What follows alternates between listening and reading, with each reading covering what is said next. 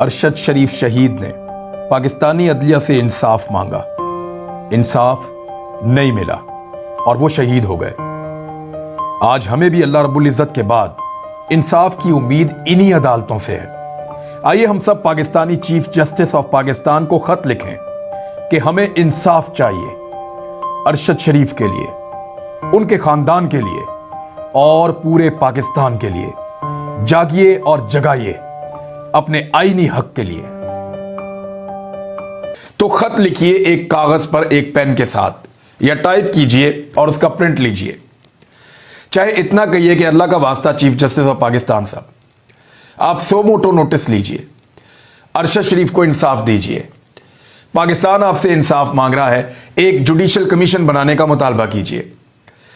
دیکھیے کچھ چیزیں ہیں جو ارشد شریف کی فیملی بھی چاہتی ہے، ہم سب چاہتے ہیں، جس سے ہمیں لگتا ہے کہ انصاف ہو جائے گا اور ہمیں ایک ایسا پلیٹ فارم ملے گا کہ ہم بجائے اس کے کہ اپنے اداروں کو اور اپنے لوگوں کو، یعنی ان کے نام لے لے کر یہ ساری چیزیں ایکسپوز کریں اور پورے پاکستان میں اداروں کی بدنامی کا باعث بنیں، اس سے بہتر ہے کہ ایک ایسا پلیٹ فارم ہو جہاں پہ جا کر ہم تحریری طور پر اور زبانی طور پر جا کے بتا دیں کہ جناب یہ لوگ ہیں اور انہوں نے یہ کیا ہے۔ ایک منٹ